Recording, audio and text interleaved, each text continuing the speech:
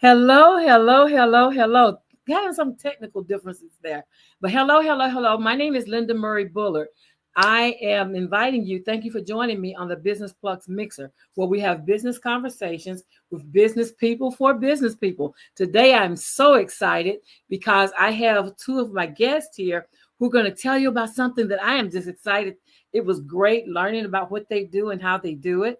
And so I'm going to bring that to you because they call me the business plug. I want to plug you in. But before I bring them in, I want to tell you about two things I'm working on. So the first thing is if you are a minority owned business or women owned business anywhere in the United States and you have certifications, but you've been sitting on them. And so you don't know what to do with them. Or if your audience are a group of people who have been in business for 2 years or more and they're ready to learn about certifications, then go ahead and get in my inbox and contact me wherever you're watching this, because I want to help your staff, your audience, your people, your business to get certifications, but also to use those certifications to build out long-term sustainability plans and strategies. That's what we're doing. So if you have a need for more information about certifications, government contracts, then please, please, please reach out to me according to the link. In addition to that, on November the 14th at 8 o'clock p.m. Eastern, I'm joining my girl, Ulysses up in Chicago. My brain just sit down. Up in Chicago, I'm joining Eurydice is up in Chicago. We're going to do a grants class. It's the end of the year. Businesses have got to spend that money before the 31st of December. And so they're trying to find businesses that are vetted, that they can rely on to do what they say they're going to do. And so if you want to learn how to get access to that grant money, come join me on November the 14th. Eurydice and I are going to teach you all the basics. So whether you are just getting started or if you've had some training, but you haven't been able to implement, we're going to help you get there. Now, with all that done, my team should be satisfied. I've done what I'm supposed to do. And I'm going to introduce you to my two guests. So come in, ladies, come in. Hello, hello, hello. So please tell my audience who you are and what you do. Well, Linda, thank you so much for this opportunity to join your platform, to introduce ourselves to your audience. My name is CEMERE James. I am the very proud founder of Intangible Treasures, where we make custom legacy products. And we'll get so deep into that on this call. So I'll just say that for now. And Sarah, please introduce yourself as well. Hi, my name is Sarah. I started as CEMERE's executive assistant as she began this amazing startup, and I have now moved into the role of director of operations, which has been amazing. Super exciting to be here. Thank you again, Linda. Absolutely, absolutely. So, intangible treasures. Yes. What are intangible treasures? Oh my goodness. So our intangible treasures are the most important part pieces of ourselves that we pass on to future generations. Those are our intangible treasures. So we give a lot of stock to our financial wealth, to what we're passing on. We have lots of conversations about a financial legacy. But my work is about lifting up our non-financial legacies. What in our stories, what in our healing journey is most important to uplift future generations? Can I, Linda, just riff off of something you posted on LinkedIn? Actually, when I saw you posted it on Friday, I was like, this is such a great example of intangible treasures. So you posted about resilience. It's the young dude, right? He's riding this motorcycle. Yeah. He's thrown off. Motorcycle goes 20 yards one way. He goes 20 yards the other way. He gets up, runs to the motorcycle, gets back on, and finishes the race. Finish the race. Now, listen, he did not wake up with that type of resilience that day, right? He has been a get up and try again person for a long time. But what I would say, because he's in a motorcycle race, he might be in his 20s, maybe early 30s, that probably was some generational resilience that someone has been pouring resilience into him since he was a child. So for me, I just want to know, where are you hiding some resilience, some healing, some love, some what my father would call stick-to-itiveness? Where Yeah, are you hiding that? And you need to write it down, how you learned it, how you got it, how you want to make sure that the next generation, next generation gets it.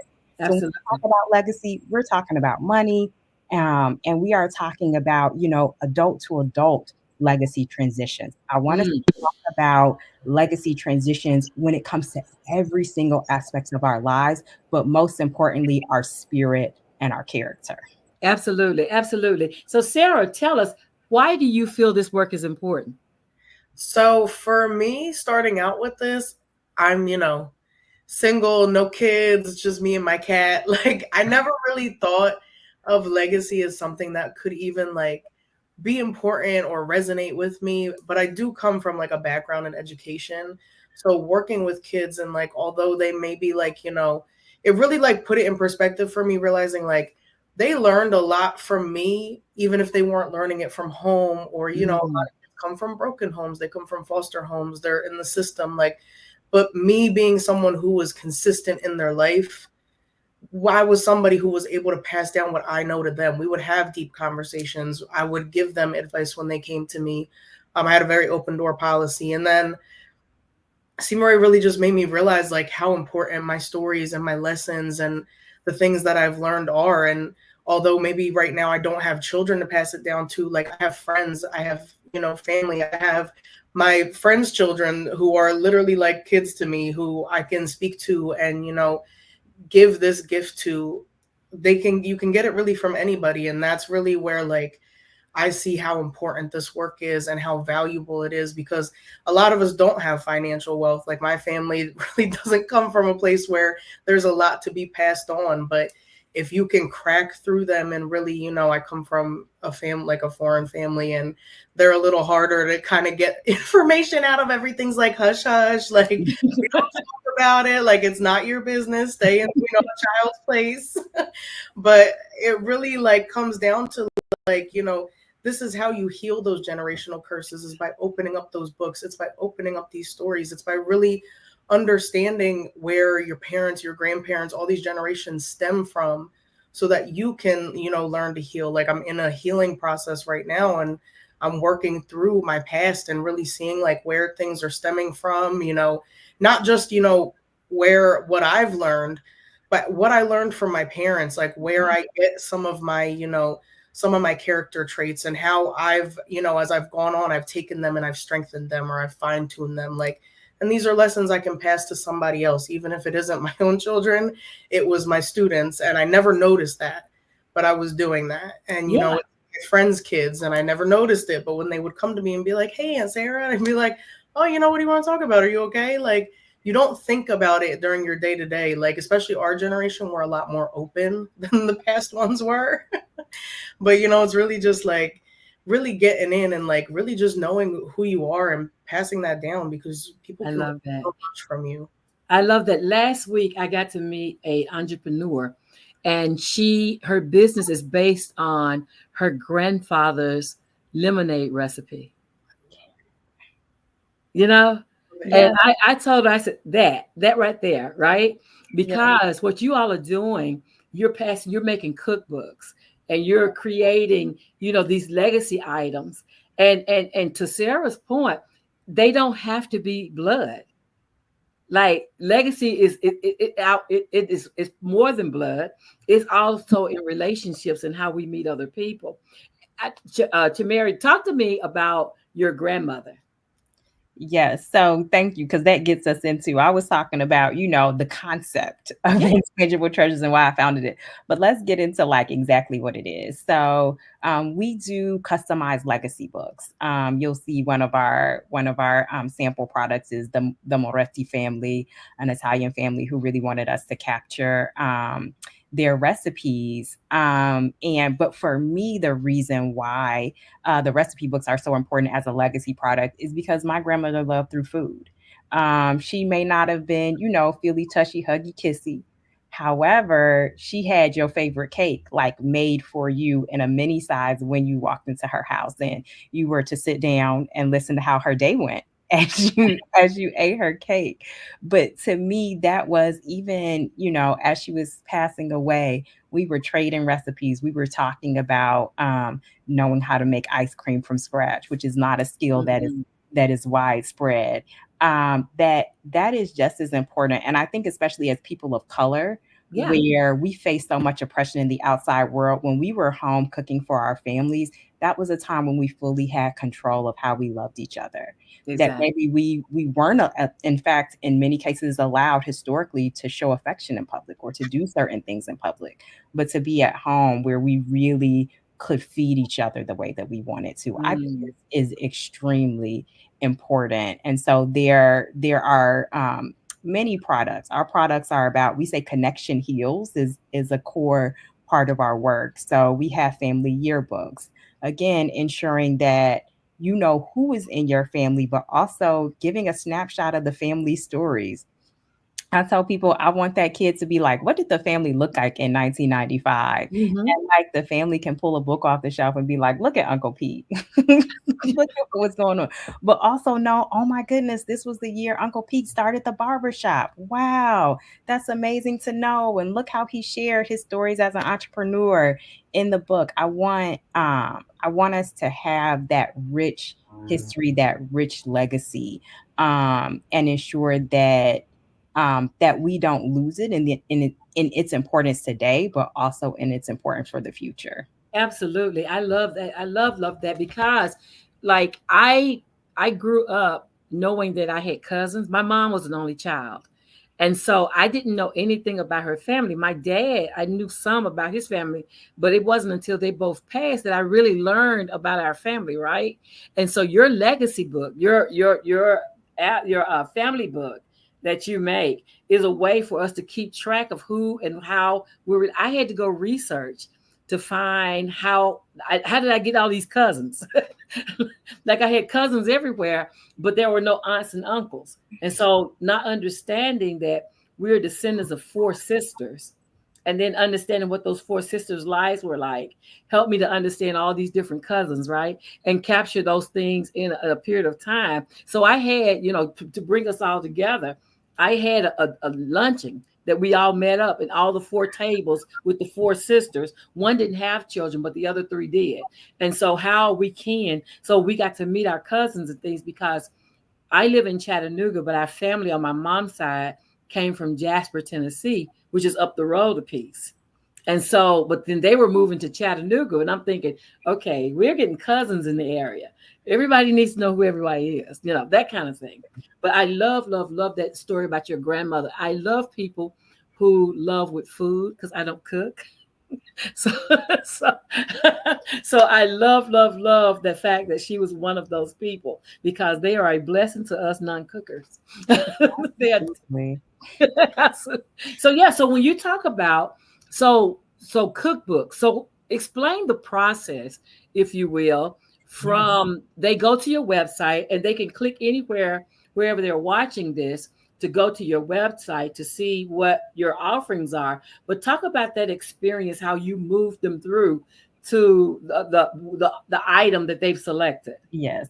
So right now I'm going to talk about our family yearbooks, our family recipe books, and our children's books because I think that they all have that similar process. And what we provide there is really special. So it really starts with, of course, submitting an order on our website or submitting an inquiry. We are for our family yearbooks because that takes some time to work with the family, to understand the family more deeply. We take those by request and over email. But what we'll do is we'll send you a questionnaire to learn deeply about your family so that we know who you are because we don't have a template that we drop stuff in. We've gotten that question. We don't have a template.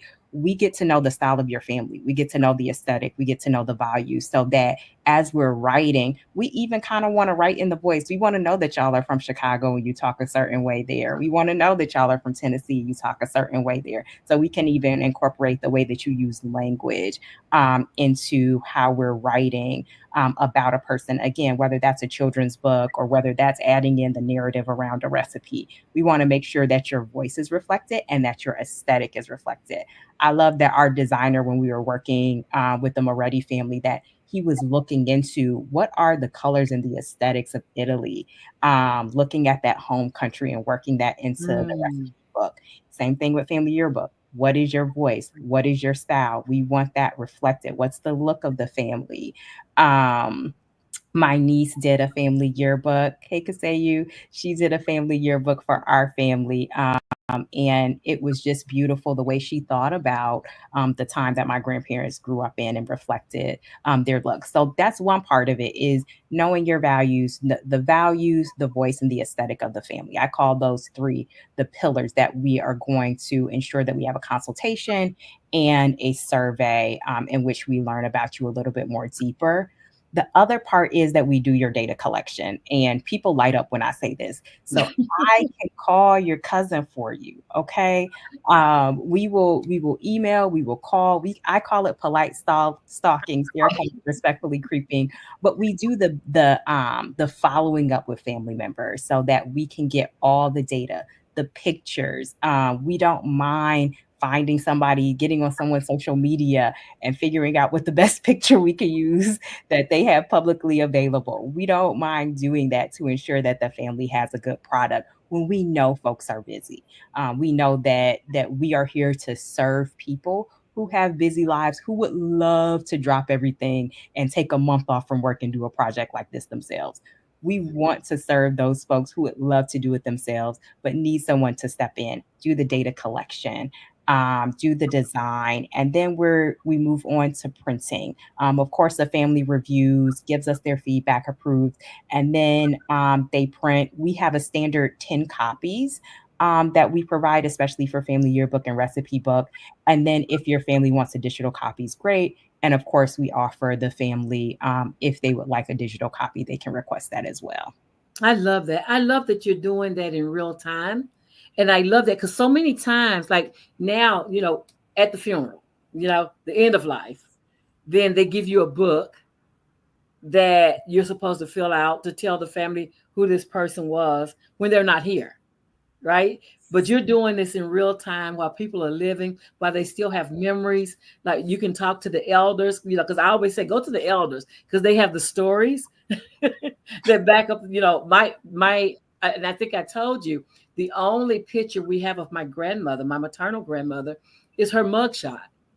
It's her mugshot from the day that she killed my grandfather. But before then, we had no record of her. But we were able to learn about her, and then to learn that she suffers from some mental illnesses that has reappeared in our life. So now it makes it we can trail it back to where it started of all the people, because again, my mother was an only child, so there were no brothers or sisters or anybody else for her to talk to. So we had to go back and comb through the records. I love that you said you will do the data collection, Yes. because Yes. that right there, Yeah. having done some of that, that can be tedious and long and takes long suffering patience. It absolutely takes patience. And we have recently added on a family member of mine actually who likes to go through the records and has been able to find records that aren't even on ancestry.com. And so Mm, it's not just, from the living folks, but if you want to pay homage and give tributes to past loved ones, we want to know that so we can add it in. You touched on another point, which I think is really important, that we also want to know who your family historian is. Who are mhm. the people in your family whose stories you rely on to make sure that we spend some extra time talking to those folks so that we don't just profile them, but we really get some deeper family stories from those people to include into your book. Um, but you also talked about the importance of legacy for everyone and for each time of life instead of it being end of life. And Yeah. Sarah spoke to this as well, to the importance of legacy for everyone. I tell people if you are in the community of ghost hunters, there are future ghost hunters out there who need to hear your voice and know your passion and know your story and know your unique gifts that you brought to whatever it is you're doing. And so ensure that at any age, we do some legacy cultivation. We do what in general might be called legacy coaching. And what I tell people is it's like you take a rubber band and you take life coaching, but you stretch it into the future. What does Mm, it mean? What does it mean to examine and reflect on your life today and think about what those reflections mean for a future beyond yourself, for you today and for a future beyond yourself, to sit down and do that. And sometimes those sessions are about you. Sometimes those sessions end up being about things that you never wrote down that your mother told you. And mm, and maybe this would be a session that invites you to sit down and work with them. I did one session, and I love this, one of my favorite families, but it's a husband who's here, but his mother is in Togo. She does not speak English. She speaks the language of her village. mhm.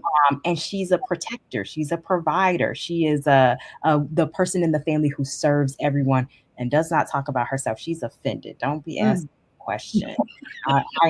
Did you eat today, baby? You know that person who's like, you try to ask her a question like, you look hungry. You look hungry. You just eat.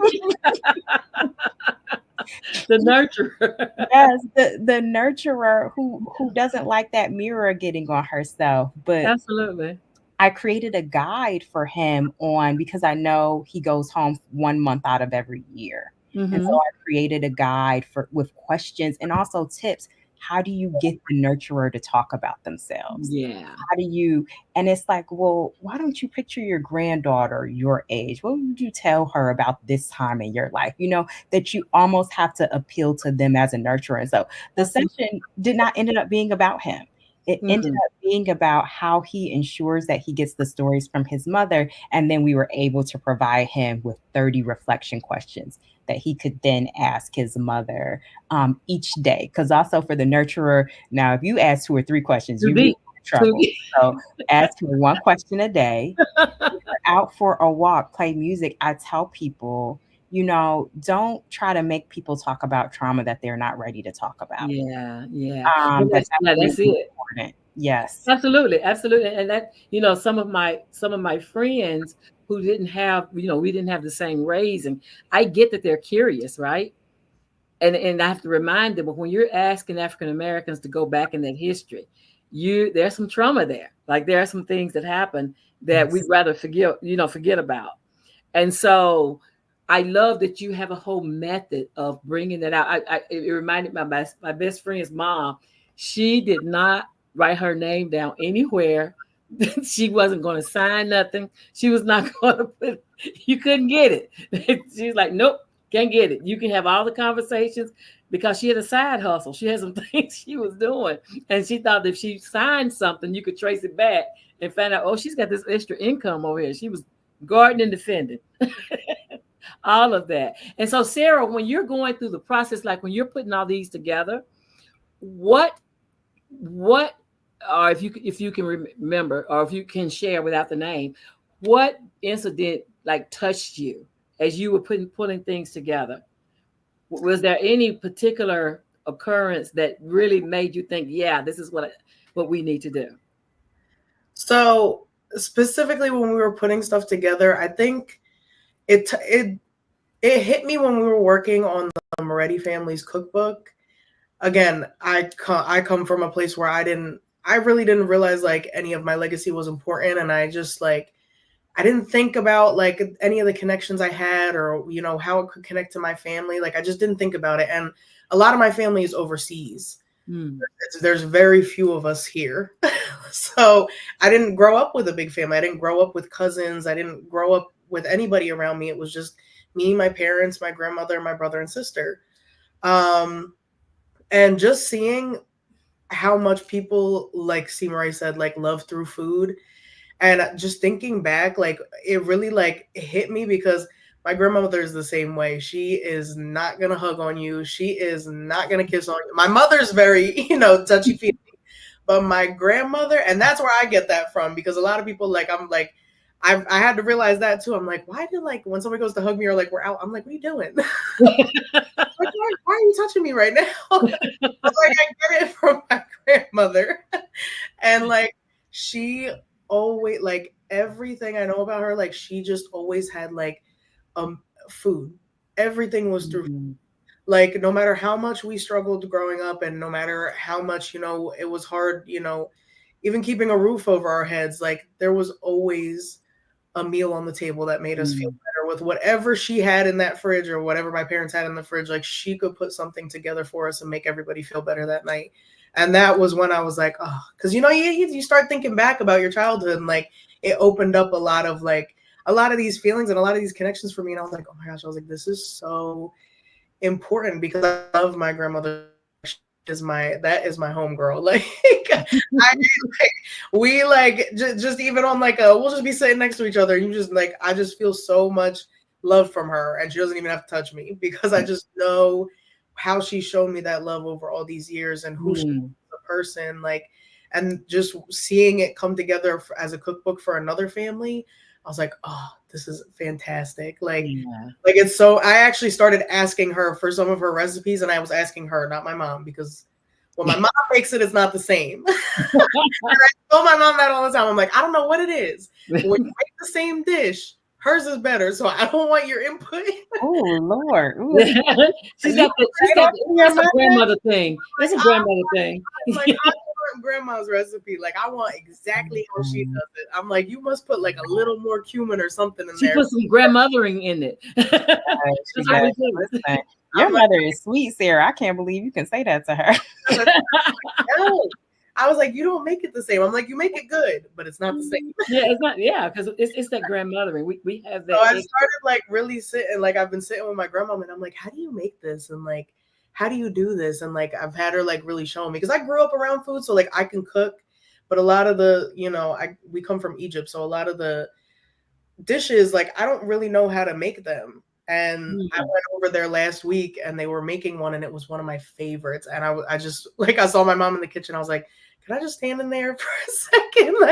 And I just watched my grandmother and I started writing it down in my phone. I was like, oh, it looks like she put a couple tablespoons of this. I was just writing it, and I wasn't telling her what I was doing. I was just writing it down. And that's where the connection has been starting to really come together for me, especially with the cookbooks and coming from a family who we don't have much, but what we have, we can put together something that's great. Absolutely. And, show our love through that. So when you're talking about this, CEMERE, who should be reaching out to Intangible Treasures? Oh my goodness. So we love to hear from the person who's the glue that holds the family together.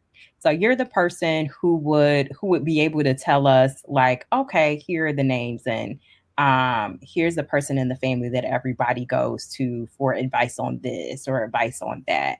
That usually there is those few people, that one person, there's the council, I call it, in a lot of families. And then there are the connectors, right? The council are the people, the historians, the people who have the knowledge, the people who have the wisdom, the people you call upon.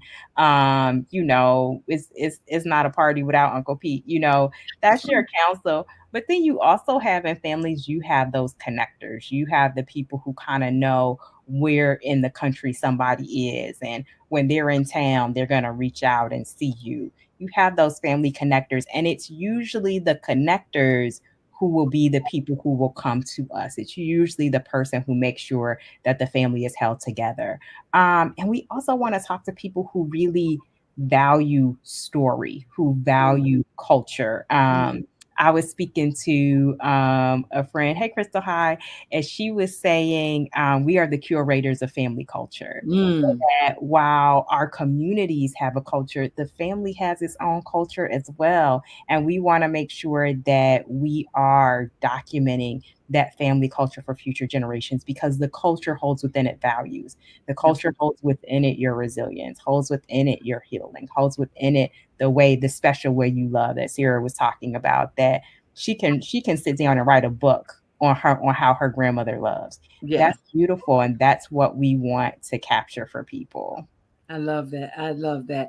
And so if you have one takeaway as we close, what one takeaway would you like the viewer of this interview to have?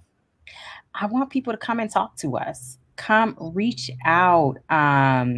info@yourintangibletreasures.com. Reach out, send us your contact, DM us, but reach out to us and say, even if it's something you don't see on our website, if you are like, listen, I'm struggling to get this baby book done because my mother has passed and and I'm lost. I'm lost without her Mm. having a new baby. And you need someone to go to navigate that. Whatever it is, let us know what you're looking for. What does legacy mean to you? Have a Mm. conversation with us and let us talk to you about how we can serve you. Because for me, I really like to get into a family that has a really specific need that we can really get into. So whether you see it on the website or not, my takeaway for you is reach out to us. If there is any way, just an inkling that you think we can serve you, reach out. Let's have a conversation. I love it. I love it. My name is Linda Murray Bullard. They call me the business plug. I just plugged you into Intangible Treasures. Join us here each Sunday, 7 p.m. Eastern Time on the Business Plugs Mixer. You all have a great week, and we'll see you next week, 7 o'clock p.m. Eastern. Have a great week, everyone. Thank you, Linda. Thank you all for coming. Thank